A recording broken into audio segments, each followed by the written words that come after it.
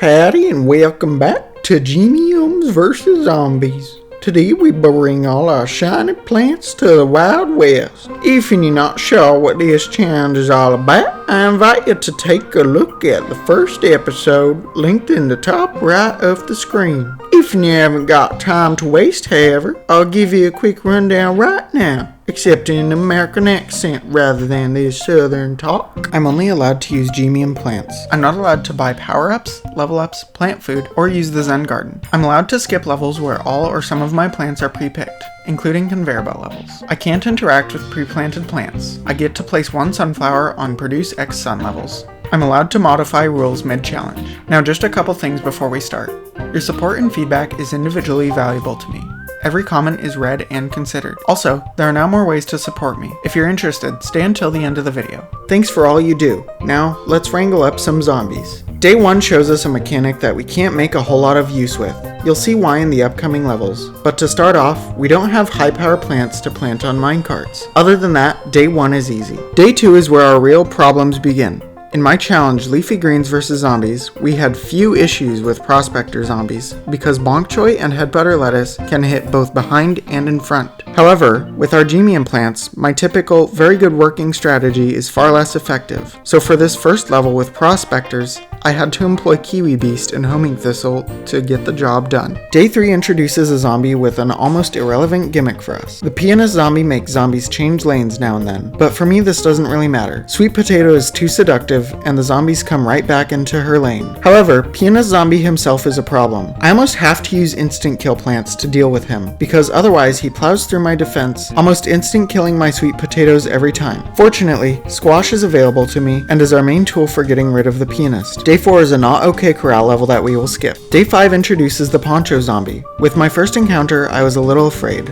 so I took Kiwi Beasts and Shrinking Violet to make sure that they stood no chance. I also thought about the idea of putting a sweet potato on a minecart. Unfortunately, it didn't work as well as I thought it might. Kiwi Beasts and Homing Thistles make short work of all the short zombies, and we can move on to day 6. Day 6 is the last stand level. I took that as a challenge and wanted to beat the level with just 3 Kiwi Beasts. That was an absolute blundering failure. I ended up planting way more plants throughout the level and ended up with not 1,475 sun, but 50. I still beat it first try, but Kiwi Beast did not have as much power as I assumed it would. On day 7, I wanted to try something interesting. You see those minecarts on either end of the lawn? Well, if I put an electric current on each, I can move those 2 currents up and down and move their electric field to take care of whatever lane I need to. This worked, okay. It was a little awkward since sometimes all 5 lanes would be clogged, so there wouldn't really be any place for me to put the front current. However, the level really didn't give me any problems overall. Day 8 is a conveyor level we will skip. Day 9 is a pre-picked plants level that we will skip. And day 10 introduces the Chicken Wrangler. I was a little worried about this one. Chicken Wranglers are notoriously strong against lots of challenge runs. However, for this challenge, they're not much of a problem. They tend to nibble a fair bit at my sweet potatoes, and sometimes they distract my saplings. But electric current makes very short work of them. They always die in one hit, so when they're dragged into my sweet potatoes, they die almost instantly. Day 11 says I can't spend more than 500 sun. The level was kind enough to only send brown coats and coneheads, but my typical setup of 2 electric currents and 2 sweet potatoes cost 600 sun, more than my limit for this level. So, I had to find another strategy. With the given minecarts and the splash capabilities of Kiwi Beast, I was able to make short work of the level with just 2 kiwis. Day 12 is another not okay corral. Day 13 is when we mess with the bull, and it sure does give us the horns. The bull rider zombie is fairly dangerous for us. With no free plants to encourage it to launch its imp, we have to spend at least 50 sun to take care of it. If we don't, it will send an imp behind our electric current line and into our house. Fortunately, a Shrinking Violet is an easy stop to this, as it eliminates the imp from the back of the bull, since imps shrunk by a violet disappear into the quantum realm. Not to mention, it makes the bull look really, really cute. Day 14 sends out Chicken Wranglers and Pianists, both of which are pretty well countered by our typical setup. The level does place minecarts in spots that make it, so I have to push my electric currents forward a little bit. But other than that, the level gives us very few issues. On day 15, we aren't allowed to lose any more than 2 plants. I figured I had this level all tied up easy peasy, but I sure was given a jump scare when a pianist switched lanes unexpectedly and rolled over one of my sweet potatoes. Past that, I lost no more plants and and completed the level. Day 16, I have to protect an endangered walnut. Because of the prospector zombies, I decided homing thistles would work well, and I was so right. The zombies didn't even take enough bites out of the walnut to make it reach its second stage. Day 17 has a flower line. I set up a pretty typical defense with my currants and potatoes,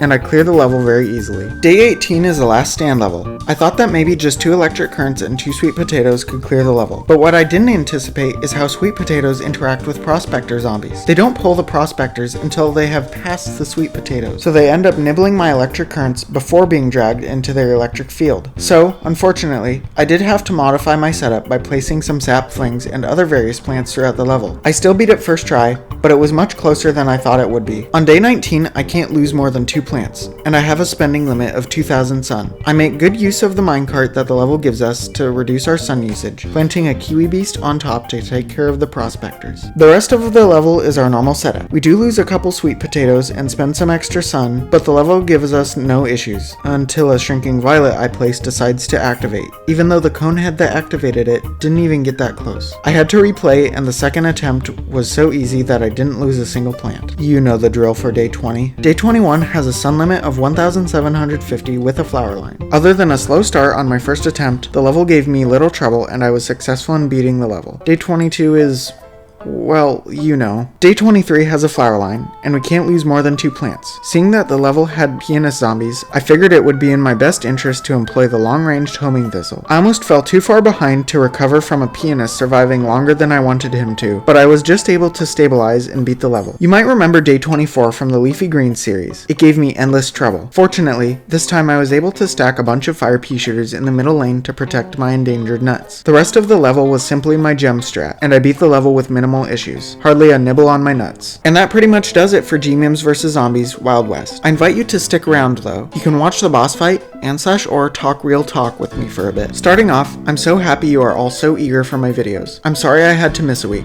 It's felt so long. Frankly, I needed a week away. Besides that, my schedule is just jam-packed with activities, and I'm not even in a job right now. Fortunately, though, I still plan to continue this series, and your support makes it much easier. Keep in mind that channel memberships are now available, starting at $2.99 per month. You can also donate via Super Thanks, Super Stickers, and Super Chats, or you can check out my merch store in the description if you'd like something tangible. The more support I get, the easier it will be for me to keep up the regular uploads. If I don't see a jump in popularity or support, I may have to switch uploads to once every 2 weeks. But, and I can't stress this enough, your loyalty and sticking around until this point of the video is support enough. I need not any more from you. Thank you. Now, since you've made it all the way to the end, I want to know. Leave me a #GVZWW in the comment section, and I'll give your comment a heart. Thank you all so much for watching, and I'll see you next week for Frostbite Caves.